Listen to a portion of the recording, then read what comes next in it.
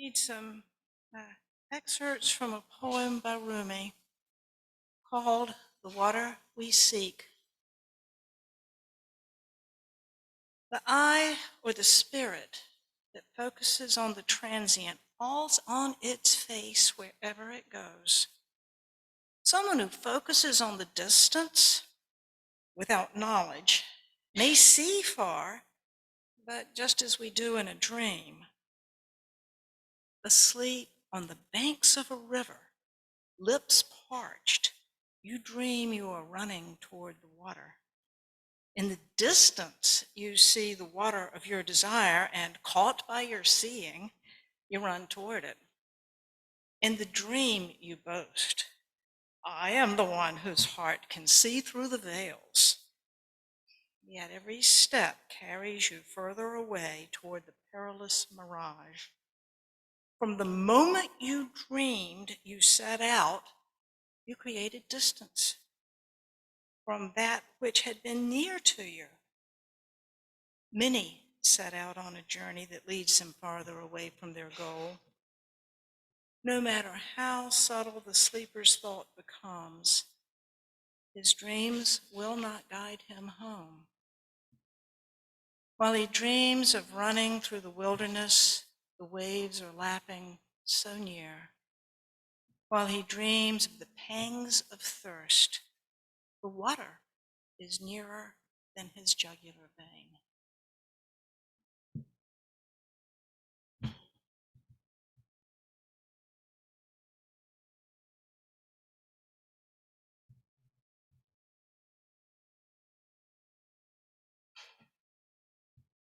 I love that phrase, born of the Islamic tradition, closer than your jugular vein. Switching faith traditions, there's a story from the Christian tradition, actually Gospel of John chapter 4, about a woman who appears at a well. This is a woman, a Samaritan woman, a woman confined by her history, her culture, her race, and her nationality, who appears at a well to fetch water at high noon. In the story, the woman finds a Jewish man, Jesus, who asks her to take a drink from the well. She looks at him. Why are you asking me to do this? You could get the water yourself. And he says, if you knew who you were talking to and you asked me for a drink, I would have given you living water. And now the woman who is looking around in this hot well for a spring somewhere, what do you mean by living water? There's no springs, there's no rivers, it's just this well that's been passed down by generations and generations. The well is deep. Where is there living water? And the man tells her, those who drink of this water will be thirsty, but those who drink of living water will never be thirsty again.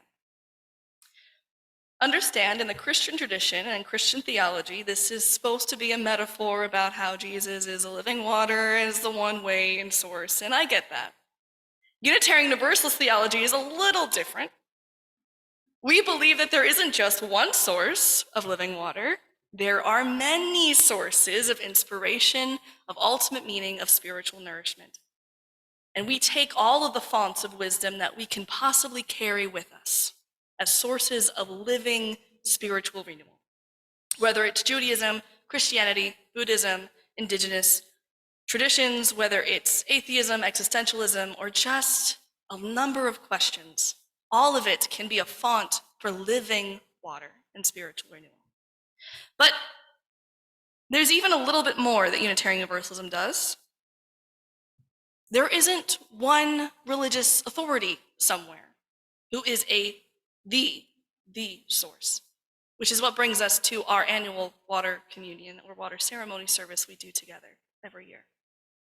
Unlike in other religious traditions where there's one particular person who is deemed as religious authority who then blesses or consecrates water, we do this service as a way to say all of us together bless this water.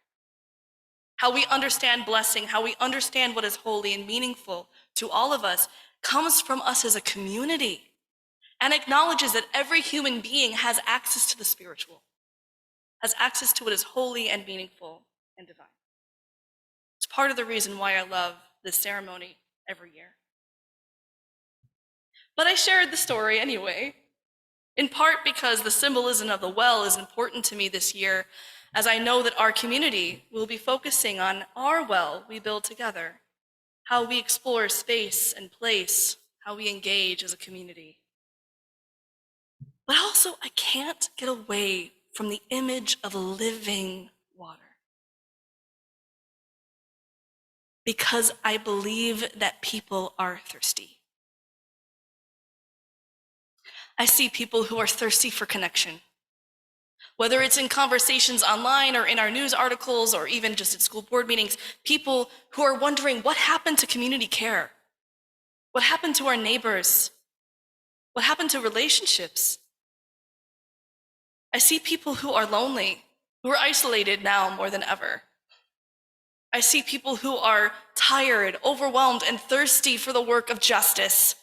We are tired of these systems of compounding oppressions that continue to demoralize and threaten so many lives. I see people who are parched for mercy and for kindness, for something human. And in these very thirsty people, I see the ways that our society sets up mirages, as Rumi would say, of ways to answer it. If you just buy enough stuff, if you just get your next promotion, you will be worthy. If you just people please everyone in your life, you will be worthy and good enough. If you just answer all of your fears, cross off your to-do list, and buy enough self-care products, all will be fine. But that is not how spirituality works, is it? I believe, in part because I was raised and believe in the Unitarian Universalist theology that I come from, each and every person is a spiritual source of wisdom, and that each and every person has access to the deep understanding of what it is to be human and alive. I wish that we lived in a culture that valued the enterprise of true human spirituality, of true meaning making, of real moral, ethical conversations of what it is to treat each other with compassion and justice, of real searching for the wonders of what it means to be alive. We are alive, breathing people. Out of all the billions and trillions of cells, for some reason, I am the person who is here in front of you. Of all of the histories that have possibly created me, it is in this moment I come to meet you. That is a wonder beyond all belief. Yet it's those truths and those questions that aren't prized in our society. They are an afterthought. And yet I see that people are thirsty. There are so many places where you could go to grab a drink. Part of it could be from the story of the Christian tradition we just shared. There's lots of people that are trying to say one way of living water, proselytize it all around the world. It is here, however, we do something a little different, where we're like, tell me about your atheism. Tell me what you believe about it. Tell me about your faith tradition you grew up in. Tell me about the journey of faith you took on. Tell me about the questions you have and the meanings you have on life. Tell me about the questions you understand around the divine. Tell me about how you define God, because it's different than everybody else's. And that is a font. That is a gift unlike any other. And you are the source. Each and every one of you is a source of living water, just as you are. Being alive and being human offers you gifts to give, love to give, and the wonder and marvel of being alive. Whether or not you believe in God, there's a font of spiritual wisdom and presence waiting for you to tap into its source as near to you as your jugular vein. The spirit of life and love that connects all of us to each living being, that reminds us of how utterly dependent we are on each other to live. The mystery of this hour, whispering the wonders of what it is to be alive. This is accessible to every human, everywhere. The font of living water. And I believe that the work of Unitarian Universalist communities is to be places for these living water, sanctuaries where we can question everything, and relish it. Places where we can have the joy and work of working together, of being together. A place that doesn't gatekeep who has access to spiritual wisdom, but reminding each other of our inherent dignity and that all of us do. As I think about this space, I know that the work of becoming a well of connection and community is ongoing, and we work and share in that load together. To be able to become a home of solace and healing is to be a place where we can offer comfort and provide what people are thirsty for. And it calls us to draw the circle wider still, to be transformed and changed by each other, to lend to each other a spirit of abundance and generosity and hospitality, to live into the principles and values of love, so we can continue to grow and grow so that more people can offer their water to this bowl here.